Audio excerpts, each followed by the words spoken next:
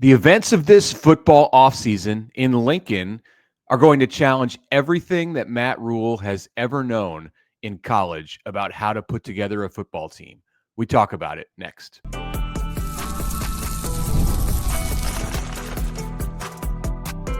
You are Locked On Nebraska, your daily Nebraska Cornhuskers podcast, part of the Locked On Podcast Network, your team every day. Good morning, and thanks for making Locked On Nebraska your first listen every day. We are free and available wherever you get podcasts and on YouTube, part of the Locked On Podcast Network, your team every day. And today's episode is brought to you by FanDuel. From big upsets to game-winning drives, the NFL playoffs are better with FanDuel. New customers can bet $5 and get $200 in bonus bets guaranteed, win or lose. Visit FanDuel.com to get started. All right, welcome. It's Wednesday. Connor Happer here from 1620 The Zone. Mitch Sherman from The Athletic. A little bit to cover from yesterday. That would be a very bad, no good Nebrasketball loss in Iowa City, which we will touch on here on the show in a few minutes. But let's start with with what you teased there, Mitch, the big sort of topic. And I've been thinking about this a lot too, and how different this program is, a Nebraska football program is going to be, from when Matt Rhule got here. Night and day kind of and to even last year. There's been quite the shift. So let's take a step back and sort of look at what is all happened. Nebraska has changed out 5 assistant coaches, or they've added 5 assistant coaches. They have entirely new coordinators from the start of last year, offensive, defensive, special. Well, they will have a new special teams coordinator. Nebraska's taken 14 players from the transfer portal so far, a new punter, a new long snapper, 3 new defensive linemen, 3 new wide receivers. I'm sure, most of which are going to start, at least one of which are going to start and give Nebraska a lot of snaps next year. 3 new defensive backs that'll play a lot, 2 new linebackers, a new backup quarterback for Nebraska. That's so the question, that is a lot, as we're, it took me 2 minutes to talk about the entire thing and the entire rundown, and that's just the surface level stuff, Mitch. So what does that say to you about what this program looks like going forward compared to maybe what it has been or what it's aimed to be in the past? I think it means that the old rules are out, that the old Matt Rhule is out. The coach and the way that he operated and went about everything, and the discussions that he had with Trev Alberts when Rhule took this job in late 2023, it's all off the table. I mean, same guy, but he has to go about everything differently. He has to be a new coach in year 3 when it comes to managing the roster, talent acquisition, philosophies on team building, like some of the Matt Rhule-isms that have made him appeal to Nebraskans and Nebraska players are gone. He has to cut players. He's got to favor urgency over patience, over relationships, over player developments. As I said in the beginning, this is a new challenge, and everything he knows in college. Now, he's done this at the NFL level where it's more similar to what he's undertaking right now, but everything he knows in college about putting together a team with players who are 18 to 23 years old is new. It's all going to be challenged this year. His NFL experience should help. I think the perspective of some of the new coaches on staff, like Phil Snow for sure, Dana Holgorsen for sure. Holgorsen's sidekick seems to move in step with Holgorsen's at the Keel Shorts, the wide receivers coach. Even John Butler, who's been here for a year after a long time in the NFL, they all ought to help. But what a thing for Rhule to have to juggle all of this change while he's also working to cut another 25 players or so from the roster, some of which has already been done. And, by the way, manage the rollout of revenue sharing in the summer. Let me ask you this, Mitch. Do you think, because I agree with everything you just said, and I think we've been sort of hinting at this idea that hey, look, you guys need to understand this is completely different for a while now, and you could see it with your own eyes, right? This is just it's not it wants to be a developmental program, but it's not exactly that anymore. Not anymore. Yeah, this is a big changeover. So Do you think this shift in philosophy sort of was, and I don't know if Matt Rhule would call it that. Do you think that was more brought on by the circumstances, meaning what happens with rosters by the letter of the law now, or how many games they've lost in the first 2 years, right? Circumstances. Or do you think this is something where Matt Rhule said, "Hey, look, it's been 2 years. This wasn't working. Wasn't working at the pace that I wanted it to work. So we have to do something different to kickstart this thing." Like, which one was it? I think some of it, maybe 50%, maybe 60% was brought to him. And what I mean by that is Tony White left. So Right. that instigated change with what you were doing defensively as far as the makeup of the coaching staff. And it's almost an entirely new group from a year ago. You have Rob Dvorak, who's still around on the defensive side. And what was also brought to him were the rule changes in the sport, the 105-man roster, the revenue sharing, what's happened with NIL and the transfer portal just in the time since Rhule took over, just in the past year. And then some of it was brought by him. So there's 50 to 60%, I think, that was brought to him. And then there's like 40 to 50% that was brought by him. And that is, how do I react to everything that's happened on the field in 2 seasons, in losing close games, in struggling to be above 500, and in trying to build a competitive team in the Big Ten, in the growing Big Ten, the more competitive Big Ten, more competitive than ever, knowing what he knows about the nature of this league and how to be successful in it over 25 games of experience now. Yeah, and I think for the record, like he's really adaptable. Now he's That is true. He's never tried to build a college football program this way before. And each of his stops have been different at Temple and Baylor, and they each propose, brought up their own unique challenges and stuff like that. But generally, the way it went at those two places was that he came in right away and brought in a bunch of his players and played them. Right? He started with freshmen, and then by the third year, this is when they take their big, their second big jump, right, to the double-digit win category.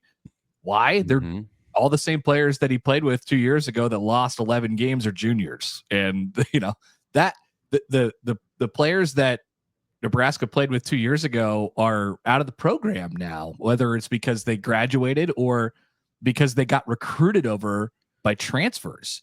And so there are exceptions, of course, but it's way different, and he is adaptable. He's a bit of a chameleon. I think he could do a lot of different things, but it is definitely different than what he's done in his past few stops. I think he would say it's exciting and invigorating for him to do something new. And I think part of what makes him, what gives him an opportunity to be successful is because he's open to that kind of change. And there are coaches in this business who have done things a certain way, coaches of his age who are, and he's about to turn 50, and coaches of his age who are resistant to changes that are minor in comparison to the kind of stuff that he's gone through, even in the last 2 months, let alone the past 2 years and what's happened in college football. Think about his predecessor. I mean, he was basically told that he couldn't be as involved with the offense anymore, and he did not take that well.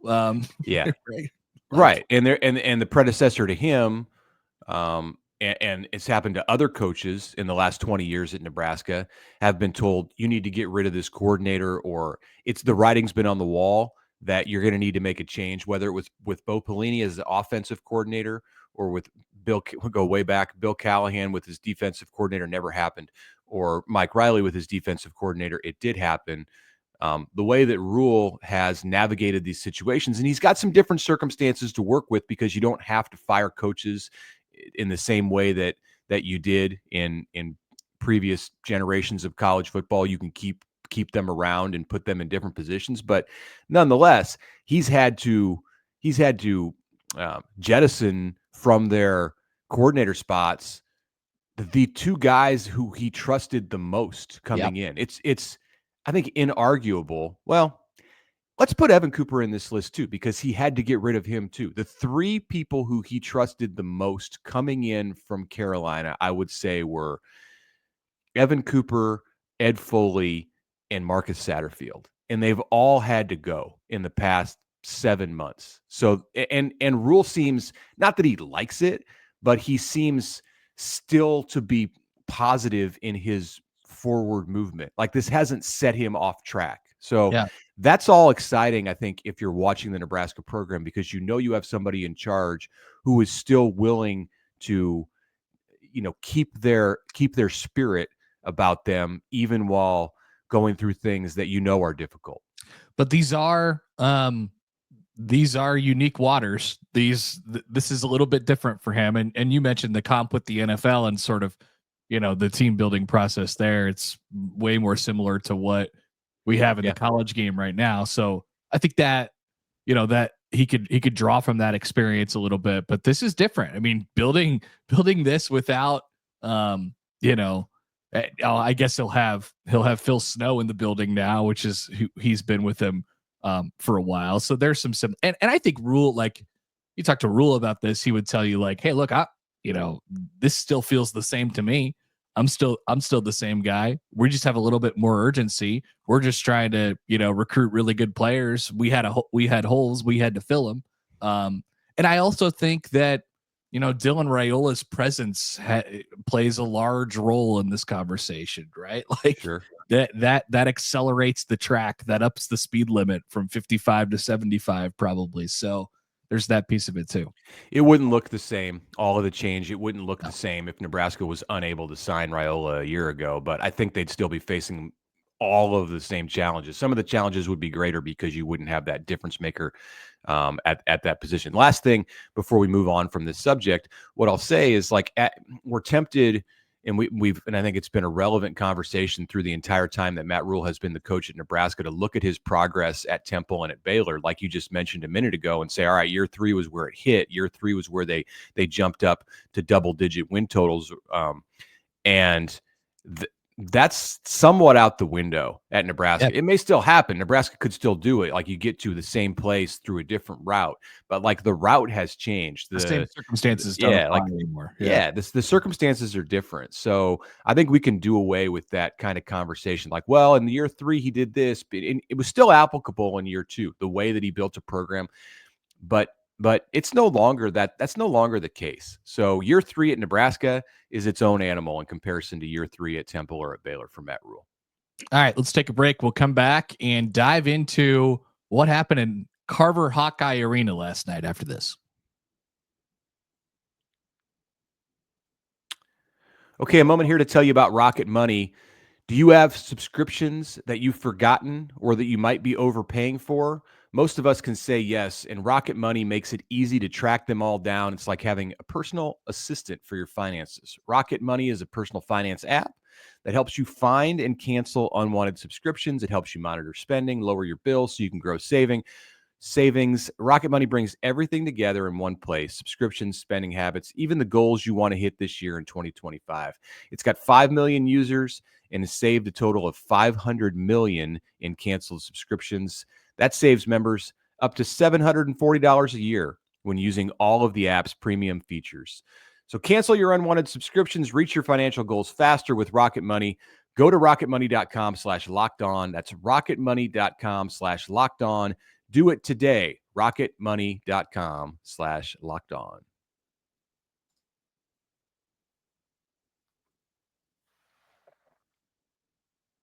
Okay, Nebraska basketball played on Tuesday night. That's maybe the best thing we can say about that game on Tuesday night at Carver Hawkeye Arena. Mitch Sherman from The Athletic back with you. Connor Happer of 1620 The Zone. All looked well for about 25 minutes of game time, Connor. Nebraska was kind of pushing Iowa around. Hawkeyes didn't look like they were all that interested in being in a competitive game. I told you before we started recording here that I was out. I out of pocket as far as being able to watch the game consistently. I was throwing batting practice out in Elkhorn for my son's 14-year-old team, Get which the arm will all be loosened up. It's January. right. Hey, yeah. And by the way, like, I can't throw 200 pitches in short form in January. About 80% of the way through the session, like, all of a sudden I could no longer throw strikes, and my shoulder was hurting. So I had to be relieved. But I'll get up to speed here. Got the old man rubber left arm going. Nice. We got in the car just after halftime and started to make the drive 15, 20 minutes home, and Nebraska built its lead up to 15. And I'm like, man, by the time we get home, this thing's going to be out of hand, and we're just going to be watching the reserves play. Maybe some walk-ons will get in for Nebraska. I was headed for another 30-point loss like it had on Friday at Wisconsin. And then Peyton Sandfort started scoring. He scored 30 after halftime. Game went overtime because Bryce Williams hit a shot at the buzzer to get Nebraska to overtime, which is amazing considering it was up 15 in the second half. And then Nebraska was not good in the extra 5 minutes, lost 97-87. I haven't looked at it from this standpoint yet, because I was thinking about some big picture thoughts, but I'm looking at the win probability graph from our friends from KenPom right now. So, it's back and forth for the first 10, 12 minutes of the game, and Iowa, you could maybe say that Iowa controlled it during that period of time, but Nebraska was never really in danger. And then an 18-3 run from about 9 minutes to about 3 minutes to go in the first half built the lead up to whatever it was at halftime, which was It's just 3 at halftime. But they were up 8 earlier in the first half. Yeah, because Iowa cut it down with about 3 minutes to go before the end of the first half.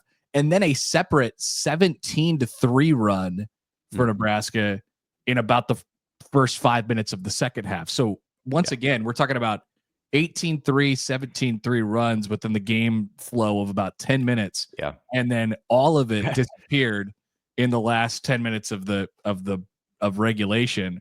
I thought, and there's a conversation to be had about officiating. It was not good. I am ironically wearing my Big Ten quarter zip today. Shout out to the Big Ten refs. They were not good. It was bad. Juwan Gary, got like knocked over on a block. He did. I saw that. Juwan Gary, though, did he get like knocked silly on that? Because I saw several in the limited portions of the game that I watched on television. Peacock, shout out Peacock. I saw Juwan Gary throwing the ball toward the hoop with no apparent direction, no, not a whole lot of intention seemingly to make shots. He had an off night from the shooting perspective. I think that feeds perfectly into my next point. Like the refs were bad, and a crucial double dribble call that was missed at the end of the game, stinks. But Nebraska lost their composure. They lost the ability to control the basketball game. And there's only so much you could do when I was making shots at the rate that they were making them. I mean, some of it is just crazy shot making by them. But like I was amazed at Nebraska's inability to grab a hold of it and slow it down. They were so sped up. Everything was moving very, very quickly for them, and they just couldn't grab it. And luckily Bryce Williams kind of bailed them out and made a 3 at the end of regulation and got them to overtime, but they couldn't really slow it down after that either. Got outscored 21-11 in overtime. So, I mean, that was the biggest picture, kind of most alarming thing from the game, probably. Yeah, right. And that's a great point because Nebraska should have a team with the older players like Williams. I'm not even going to put Gary in that mix because he's not a primary ball handler. His veteran leadership should help Nebraska stay composed, but he's not necessarily the one who does it himself with his, with the ball in his hands. His physicality can help, but whatever. That's a different part of the game. But between Williams and Wooster and Sam Hoiberg, Sejan is a younger guy, but is a pretty composed player. They ought to be able to manage that situation. Like, they should not have a double-digit lead go down to it was shrinking every possession. Like Nebraska was trading 1 or 2 points for 3. seemingly every possession. It was so methodical how Iowa chopped that lead down.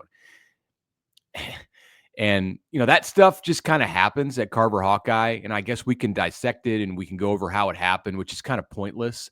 But the reality is, like, they can't do that. Like, they can't miss opportunities like that. That was a game where if you win it, when it comes March, you allow yourself to not have to worry. Like, that's a game where you need to win it in order to play yourself off the bubble. And unless Nebraska can now go make that up, like win at Purdue, then it's going to have to. It's excuse me. It's not going to be able to make up for that, and it's going to find itself right back there on the bubble, assuming it takes care of business at home. Yeah, I would remind people that, once again, as your arm can attest to, it's January. And so, like, you're not going to get horribly penalized for a loss like this. But if you stack them up all of a sudden, and it's more about what a win can do. Right. Exactly. So, it's no one game is really that important unless it's against a really, really, really good team. But it's about opportunity, right? You had an opportunity to win this game and stomp them out, and you didn't do so. We should mention that Council Bluffs natives Josh Dix had 31 points in the game on 7 of 10 from 3. Peyton Sanford for Iowa went 6 of 10 from 3, and he had 30 points, I believe, in the game. Correct? Yes. Sanford had 30. Yeah. So those guys got just mega hot, and Nebraska just couldn't shut off the hose. And Nebraska's calling card is supposed to be its defense. And, you talk about composure on the offensive side and getting sped up. Nebraska was having a hard time finding those shooters in transition. And even in Iowa's set offense, like they were able to get open in ways that just shouldn't be the case when Nebraska's playing the kind of defense and the physical style. Nebraska had an athletic advantage that was significant in that game, which isn't going to be the case in many games for Nebraska, but and it looked like it for 25 minutes, or at least it felt like it from what I was hearing and following the game. But everything that I saw in the second half, in color in front of me, was Iowa frustrating Nebraska with its ability to always get open and just about always hit a shot. There was never, even when Iowa didn't get a great shot off, it rolled around the rim or bounced and took a crazy hop and went in. And they won a lot of like scramble drill, like loose ball situations where nobody's able to set themselves and get back. And, and I didn't think it was, like, off the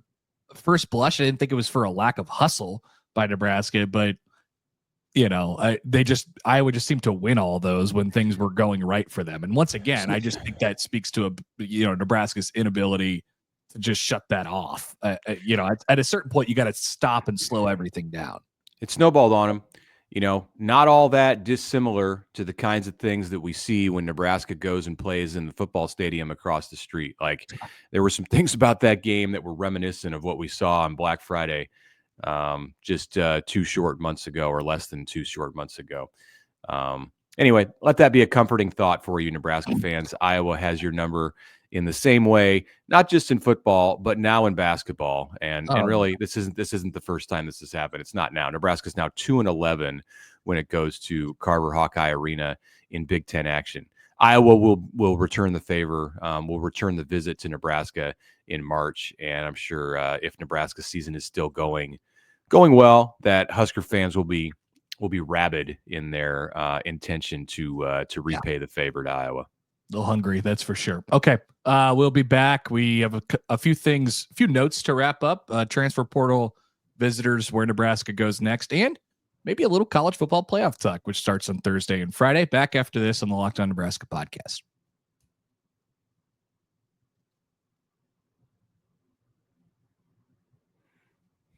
Not to stir the pot here too much, Mitch. Nebraska has not beaten Iowa in football or men's basketball now, all of a sudden, since March 5th, 2023. That would be nearly 2 calendar years. It will be more than 2 calendar years by the next time Nebraska plays Iowa in men's basketball. So that's no good. Huskers got the win in women's basketball last year against Caitlin Clark. So they did. They That's also something. lost twice, but that's Look at you. So they didn't play in Lincoln. The Nebraska and Iowa men did not play in Lincoln last season. Clearly, I was looking. I like absolutely combed through the schedule like 3 times. I'm like, really? They didn't get a double play with Iowa last year, and the answer is no. They didn't play them at home last year. well, okay. There's your dose of good news, Nebraska. You get it this year. You at least get to extract revenge on Iowa come March. Yeah. Okay. So we'll leave you on basketball talk with that. So we talked about Elijah Pritchett, who is visiting this week, the offensive tackle from Alabama. Another visitor was widely reported yesterday. Okay, Mitch, here we go. Pronunciation school. Shiaza Pete. You think there's an on the end? I think it's just Shiaz. Shiaz or Shiaz. Yeah, I would go Shiaz. Shiaz Pete. And this is just my amateur. What a name. Shiaz Pete. He's a veteran offensive tackle. Been an all-conference USA first-team pick. New Mexico State is the school from which he has entered the portal. And he's an expected visitor at Nebraska here this week. So not just getting Elijah Pritchett, the Alabama former 5-star recruit, starter at right tackle for the Crimson Tide last year.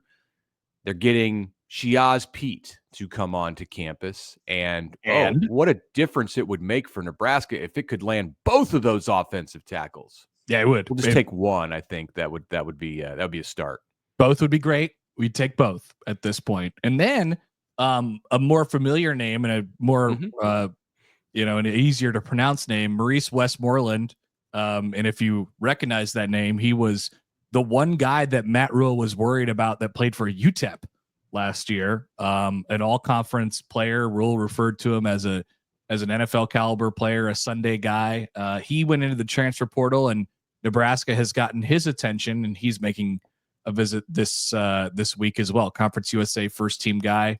That would be a good pickup. Generally, Mitch, we talk about tackles a lot and wide receivers a lot, but I really, really like what they've done on defense. And if they're able to finish it off with Westmoreland, that would be a big get for them, I think. Yeah, the Maurice Westmoreland news, I think, was reported exclusively by Husker Online. So give them credit for that one. Those guys have a good relationship with Scotty Walden, shout out to the UTEP coach, because of the work that they did in going to Texas and seeing some satellite camps last summer. So unexpected, I would say, that Nebraska's going after another defensive end. I could see them, or I could have seen them, could still see them looking more for an interior defensive lineman. But you've got Williams Nwaneri in this bunch, and you have Cam Lenhart coming back. I don't know. I think we have to kind of get past the.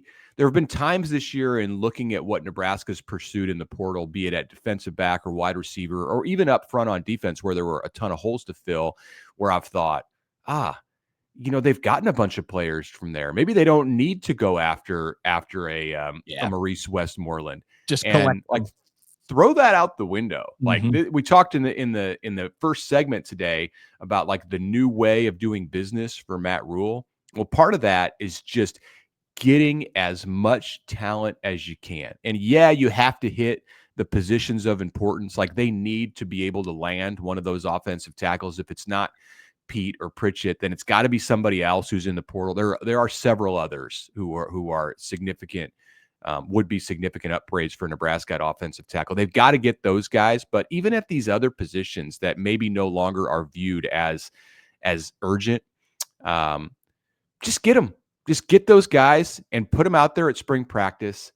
And if there are hurt feelings because promises, they shouldn't have been promises made, but expectations that were created because of the way the program ran for the last 2 years, well, then go compete and win the spot. And that's what it is now in Nebraska football. This smells like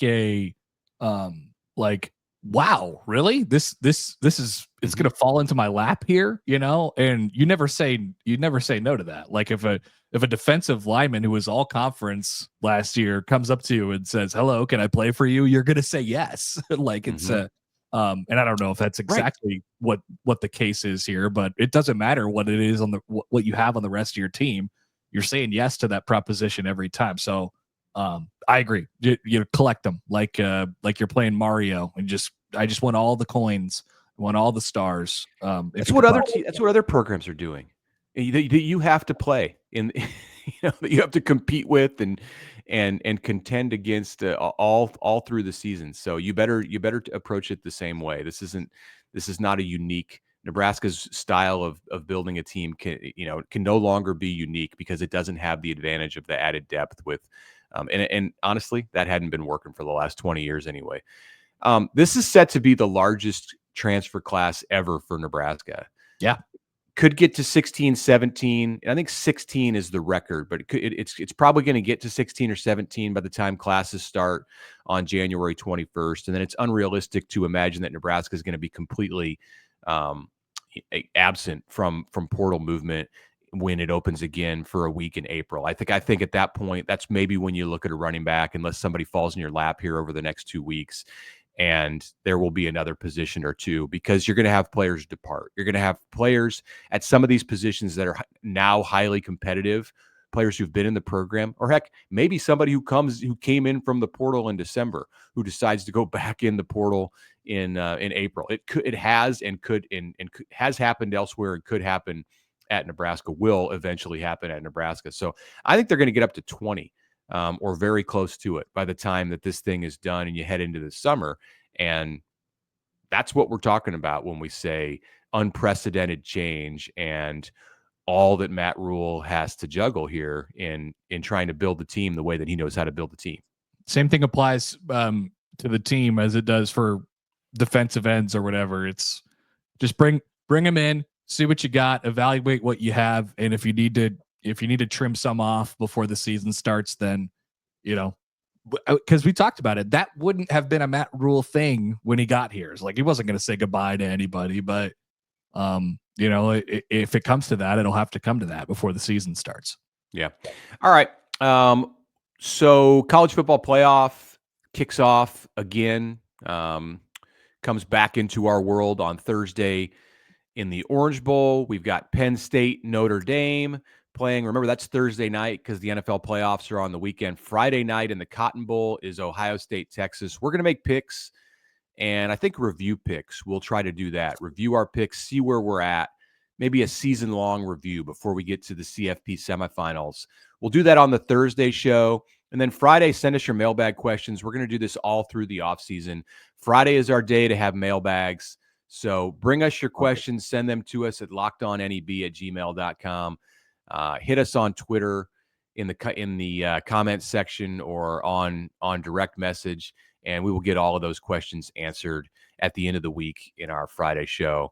Otherwise, that's it. Thanks for making Locked On Nebraska your first listen today. Now for your second listen, go check out the Locked On Big Ten podcast. Craig puts the Big Ten first when it comes to playoff talk, portal talk, everything else. Find the Locked On Big Ten podcast on YouTube or wherever you get your podcasts.